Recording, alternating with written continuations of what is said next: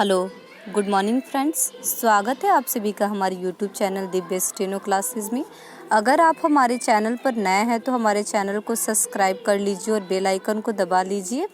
आज का डिक्टेशन आनंद आंसू लिपि मासिक पत्रिका अंक 9 का प्रतिलेखन संख्या 8 है। तो चलिए स्टार्ट करते हैं अपना डिक्टेशन। स्टार्ट। महोदय, मई का महीना अपनी गर्मी के लिए प्रसिद्ध है, फिर भी यह संयोग ही है कि ब्रिटिशों के विरुद्ध 1857 के स्वतंत्रता संग्राम की शुरुआत इसी मास में हुई। स्वतंत्रता के प्रथम शहीद मंगल पांडे ने इसी महीने में स्वतंत्रता की लड़ाई की घोषणा करते हुए अपने प्राणों की बलि दी थी। इस बलिदान ने उस समय अंग्रेजों के भारतीय साम्राज्य की जड़ें हिला दी थीं। और एक संयोग देखिए, द्वितीय विश्व युद्ध की समाप्ति अर्थात क्रूर साम्राज्यशाही के विरुद्ध मानवता की विजय इस महीने में हुई है। वास्तव में देखा जाए तो मई का महीना अपने आप में एक उत्साहप्रद व प्रेरणाजनक महीना रहा है। महाराष्ट्र के लिए तो यह सदैव अविस्मरणीय है। हम मई दिवस व महाराष्ट्र दिवस को प्रणाम करते हुए एक उज्जवल भविष्य की कामना कर रहे हैं। मेरी निश्चित मान्यता है कि समाज की परख बहुत कठोर होती है, फिर पद, पैसा या प्रतिष्ठा भी उद्धार नहीं कर पाते।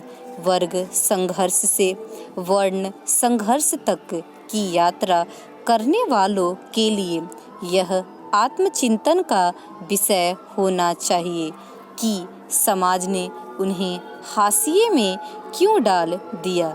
साहित्य व्यक्ति, समाज और सत्ता के अंतर्विरोधों से जब मनुष्य के भीतरी अंतर्विरोधों की पड़ताल करती है तब ज़्यादा सार्थक और महत्वपूर्ण होता है। यह सार्थकता कमरों की चारदीवारी के भीतर नहीं मिलती। जब हम स्वीकार करते हैं कि साहित्य का केंद्र बिंदु मनुष्य है तो हमें यह स्वीकार करने में झिझक क्यों होती है कि वह मनुष्य किसी एक वर्ग या समुदाय तक सीमित नहीं है। जब तक हम इस मनुष्य को उसकी गलत मनोवृत्तियों से मुक्त नहीं करते तब तक उसके ऊर्ध्वगामी विकास की संभावनाओं को नहीं खोल सकते। यह प्रक्रिया बहुत लंबी और कठिन भले ही प्रतीत हो, पर कोई छोटा रास्ता अभी तक ढूंढा नहीं जा सका। साहित्य में जो रचनाकार इस दुरूह मार्ग से चले हैं वे ही काल की सीमाओं को लांघ सके हैं।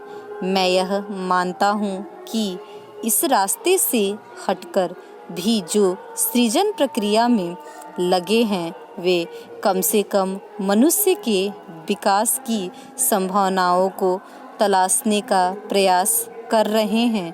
रचना कर्म में दृष्टि भिन्नता तो होगी ही, पर उद्देश्य समान रहने पर संवाद की संभावना क्यों अनुपस्थित होती गई? इस प्रश्न ने मुझे व्यथित किया है। मैं मानता हूँ कि वैचारिक पराधीनता और अनुकरण की प्रवृत्ति से कुछ लेखक भौतिक लाभ पा लेते हों,